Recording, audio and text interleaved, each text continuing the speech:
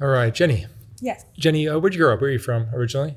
I'm from a town outside of Chicago. I was born in Calumet City in Illinois, but lived in Gary, Indiana. That's Gary. That's a very different city than Chicago, Yeah, it is. but it's close. But yeah, it's about 20 minutes outside of there. Yeah, and it's pretty much 100% black down there. Yeah, growing up, I was pretty much the only white girl. Yeah. Yeah. What was your childhood like? You uh, had mom and dad. Mom, dad wasn't around. He was incarcerated about 2 weeks after I was born for manslaughter.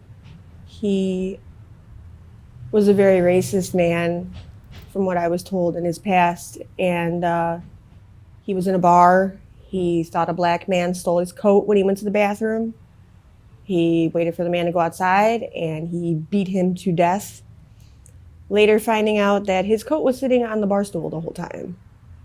So he was gone till I was about 5. Just me and mom. But being a single mom, she was never there, working all the time. She was a great mom, great. But like I said, she had to pay the bills.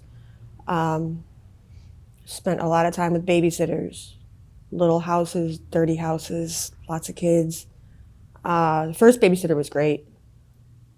After that, she was hard on money, so it got to be, friends, dads, friends' dads.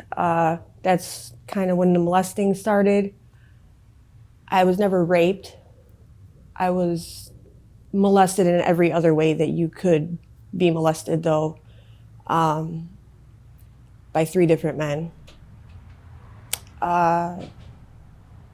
Started getting into gangs at the age of 11. Being the only white girl, I think they kind of like that. I knew how to fight at a very young age, just because I was white. I had to. I had to protect myself. In school, my first fight actually was with a boy, a black boy. But I got into the Latin Queens. My best friend was a boy. I've always hung out with boys, I think because of my childhood, but we snuck out one night to go to a fair, and my best friend in the whole world, we was walking over a bridge and a drive-by occurred, and he ended up getting shot in the neck. He bled out right in front of me, about 3 minutes. Took the ambulance about 15 minutes to get there. I'll never forget that. After that, my mom decided she needed to get me out of that area. She moved me to a smaller town in Indiana for high school, stuff like that. I actually did very well in high school. Of course, I got into drugs. More like psychedelic drugs, I would say, in high school. I've never been a pot smoker. Started doing acid, ecstasy, early 20s. I started getting with men who I think reminded me of my father, because I did spend some time with him throughout my teens. He abused me every time I was with him, so I didn't spend that much time with him. Abused you? How? Physically. Like a man. I mean, I would be held up against the wall, choked off the ground, punched in the face. I've had a hammer thrown at my head. I would try to tell my mom about it so I wouldn't have to go there. And I mean, I don't know if maybe she needed child support or what, but she would have to send me. Oh, a big thing I left out. When I was going with him, he was remarried, and I have a younger sister. I love her to death. The woman that he remarried, she is my wicked stepmother. She's deceased now, and I hate to say this, but I am grateful that she is. Worst woman in the world. She would steal my clothes, send me home in rags for her daughter. She would keep them for her daughter. She would feed me rotten food. at the house, get me purposely sick. The last time I saw her, the last time I spoke with her and my father called my house. I had to say I was probably 13 years old. They called my house about 2, 3 in the morning, high off cocaine. I'm just obliterated. My dad told me he was going to shoot me in the face with a shotgun. And she was instigating it and instigating. I don't know why. This woman just was very jealous of me. She hated me. Like I said, she ended up overdosing about 7 years ago. And I paid my respects. I went to her funeral, everything. The family actually asked me to speak at her funeral. I don't know why, but I didn't. Like I was saying, into my 20s, I started getting with just these horrible men who I think I just wanted to fix them. You know, they just bad boys, you know. I got pregnant. My ex-husband, who I was with for 12 years, he's currently incarcerated. He purposely got me pregnant because he didn't have anywhere to go. And I'd say about a year after I had that child, is when I got into drugs. My life with him, he never was abusive. He was mentally and verbally abusive, but never physically. But he could really, really talk me down. He would never come home. He was a really bad drinker. He would cheat on me all the time. So I started using drugs. I started with pills, just like every other heroin addict. And it eventually progressed to heroin. Now it's fentanyl. And because of that, I'm on the streets. And I don't talk to my family anymore because I don't want to burden them. I think with my problem, I don't want to ask them for anything. My children I have 2 children, 2 girls. I gave up temporary custody of them to their father's aunt. She's a wonderful woman. They have a great life. I think it's honestly the most unselfish thing I've ever done. Thank you. Just in case.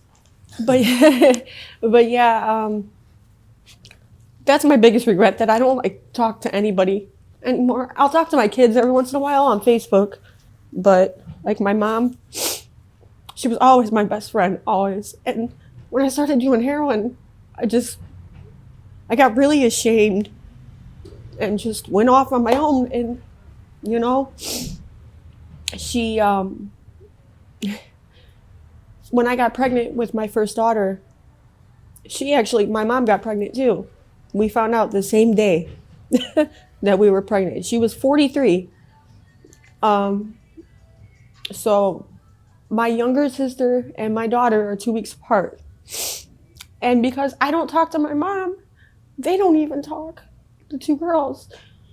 And this is heartbreaking to me. But yeah, since I've been on the streets, it's hard, especially being a girl. I've never been raped or anything like that.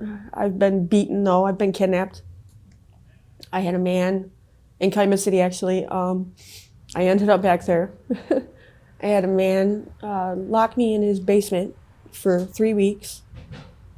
He only gave me water, a little bit of food every once in a while, like every 2 days. He was a drug dealer, and he ended up doing one of his own drugs one night, and he left the door unlocked, and I booked it. And after that, I ended up going to Memphis with a guy. On the way to Memphis, he beat me. And I remember once I became homeless, I started carrying a knife, always, just for protection for me. I remember when this man beat me, I was seriously about to stab him in this car, but we was in the middle of nowhere, and I just remember thinking, I have to be in this car. I can't just be stuck in the middle of nowhere. I have no phone, I have no money, I have nothing. So I ended up going to Memphis with this man for 3 months. Beat all the time. From there, my habit just got worse. I mean, I try to drown out, I guess, the things that I think about with the drugs, but I have such a high tolerance that I just do too much. And I'll end up overdosing, or I've overdosed 17 times. And fentanyl? Yeah. No, on heroin, actually. Yeah. Fentanyl, for some reason, it's supposed to be stronger, but for me, it's not. My body is different. I don't know why. I have an incredibly high tolerance for morphine. It doesn't even do anything to me. But I ended up getting back to Chicago. That was a fun trip. When I got back to Chicago, that man had come with me. By the grace of God, he had a warrant out of Texas. And he was caught panhandling and taken to Texas on that warrant. So I was away from him. And now on the streets by myself again. Just trying to survive. That's when I started panhandling. I never realized how much money I could make doing it. Actually, at first, I didn't make anything. I really didn't know what I was doing. I kept my head down all the time. I didn't look at people. And it took about 2 months. But I started making enough money to feed my habit, feed myself. I was staying in an abandoned hotel at the time with a couple of friends. And it's funny to say, the man that had gotten shipped to Texas, his friend was there. And he was the only person, that I really knew. That was 5 years ago. His friend to this day is still my boyfriend. He, same situation as me. Great man. He's never laid a hand on me. I mean, he'll yell at me, but he's, a drug addict like me, panhandles like me. And this is our life now. I mean, And where are you living? We live in a tent on Cahuenga in Hollywood. There's about 10 other tents there. We're waiting currently to get into Project Room Key. We've been waiting on that for a very long time. To get housing? Yeah, to get housing. I think being that I'm not from California, maybe that's taking longer. But yeah, I mean, every day now is just the same thing over and over. We panhandle, we get our drugs, we go home, we go to sleep, we wake up. I mean, when I was in Chicago, I had some things happen. We were in Chicago for about 5 years. Yeah, about 5 years. Because we just recently came here about 6 months ago. But yeah, I mean, in Chicago, and I'm talking in Chicago, the west side of Chicago, it's an open air drug market. So that's where we got our drugs. Another all-black neighborhood. All black, yeah. You're down there for so long. You're respected, kind of. You respect them, they respect you. But I've been beaten, I've been robbed, I've been pistol whipped. That's my teeth. Is that where your teeth are missing? Yeah, my front teeth. Well, it started with my front teeth, and now it's progressively going back to the other ones. Me and him both, we were hit in the face with a 2x4. I'll never forget that. Broke my nose, busted my eyes. I was bleeding from my eyes. That was, wow. Just for being in somebody's garage. It wasn't even his, it was an abandoned garage that we just went in to get warm. This guy beat us. Other than that, I mean, just day to day trying to survive now. I'm 37. So I've been doing this almost all my adult life. Do you have contact with your kids? Occasionally, they message me, on Facebook, and they're older now. They're 16 and 13. My 16-year-old, she wants to know where I've been, and I don't know what to tell her, and my mom, I want to call my mom. I want to talk to her so bad, but I don't know what to say. I mean, why would I have not called her for the last 5 years, Like, what really could have prevented me from calling her? It's nothing. It's nothing at all. It's just shame. It's just me being ashamed, not wanting to bother her, because she's got a whole other life now. She's got a whole other kid. Her husband has stage 4 lung cancer. I honestly had a great man, my stepfather, great man. He actually was a heroin addict too, for Vietnam. So when I was with them, me and him were very close, and he helped me through a lot. And yeah, now that he got sick, I feel like I really should have been there, and not being there kills me. It really does. My kids not being there, not talking to them at all kills me. But I think a lot of it, I've always been a runner my whole life. I mean, even when I was little, and then things would happen to me. I remember trying to tell my mom one time, that this man was touching me inappropriately. She didn't believe me. And I don't know if she didn't believe me because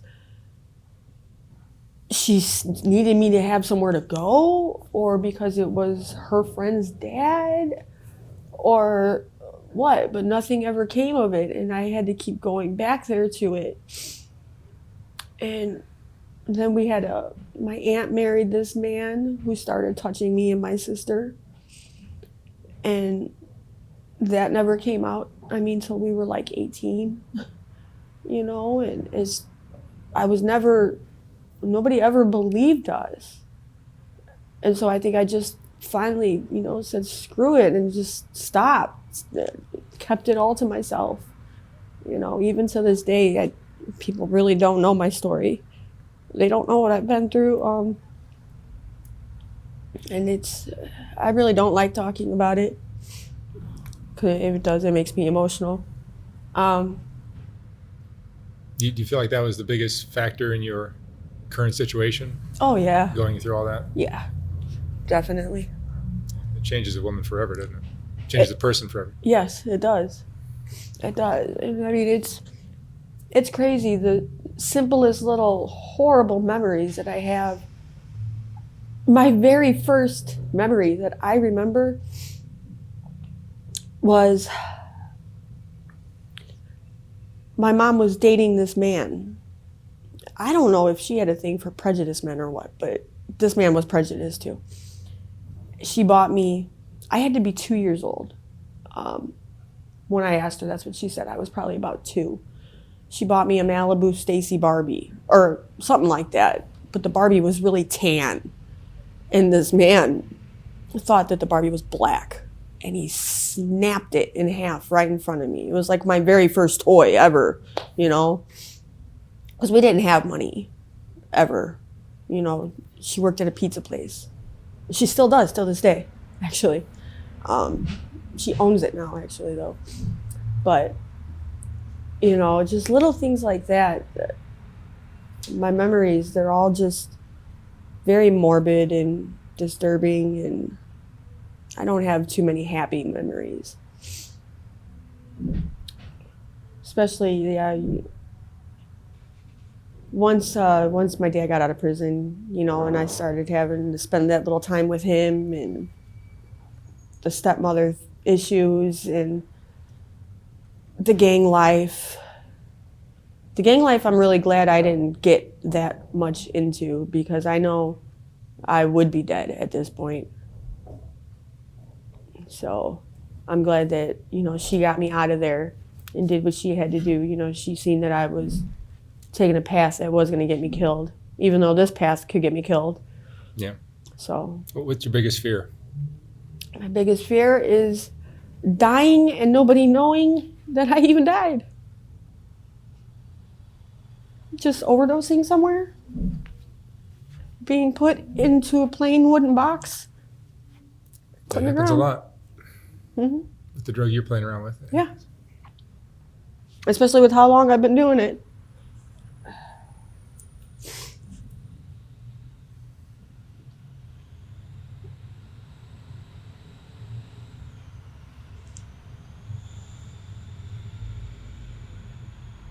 Did your sexual abuse as a kid ever lead you to do sexual work as an adult? No. You stayed away from that? That's something, I think it actually sexually kind of repressed me, because I'm very shy when it comes to stuff like that. I've never prostituted. I've never stripped. Nothing like that. Right. And I'm very proud of that, actually. Because most of these girls out here, that is what they do. Yeah, the men too. Yeah, men too. What would you say is the most important lesson you've learned in your life?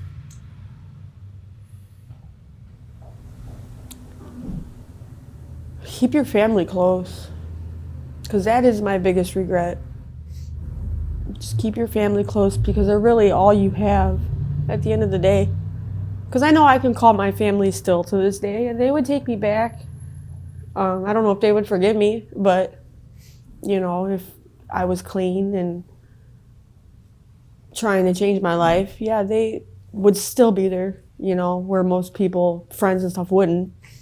So, yeah, just keep your family close. Don't ever let that go. Especially your kids. Especially your kids.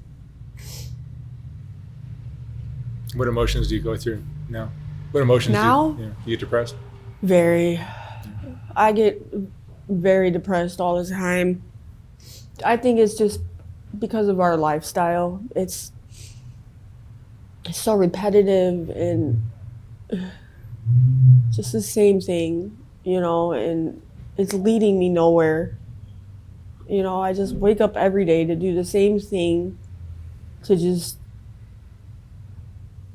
I do a drug that doesn't even have an effect on me anymore. I'm just normal from it, you know.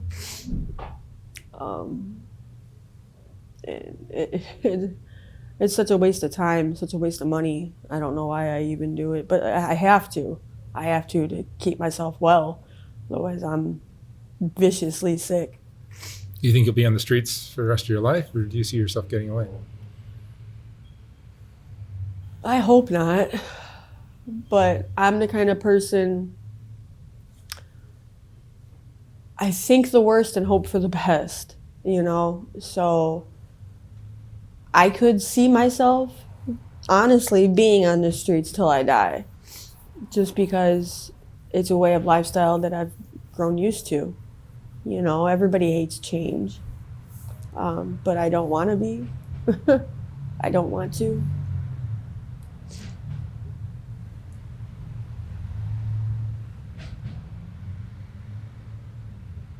If you could have changed something about your youth, your childhood, what would you they've changed? Other than being molested as a kid. Trying to spend more time with my mom, just, because she was never around. Because she was a great parent. She did everything that she could. I mean, she put herself into major debt, trying to do things, for Christmas presents, things like that. I really wish I would have gotten to be a lot closer to her, especially when I was little. Because I think, I know I could have turned out a different way. Because like I said, when I went to high school, I was great. I got straight A's all through high school. I was accepted into the Chicago Art Institute on a full scholarship. Wow. Yeah. I ended up losing that. But yeah, I mean, I know I have it in me. I'm a follower. If somebody's doing something, it's like, ooh, let's try that. I never thought I'd get addicted to heroin, but that's what happened. All right, Jenny. Thank you so much for sharing your story. Thank you. I wish you the best of luck. Thank you. Thank you very much.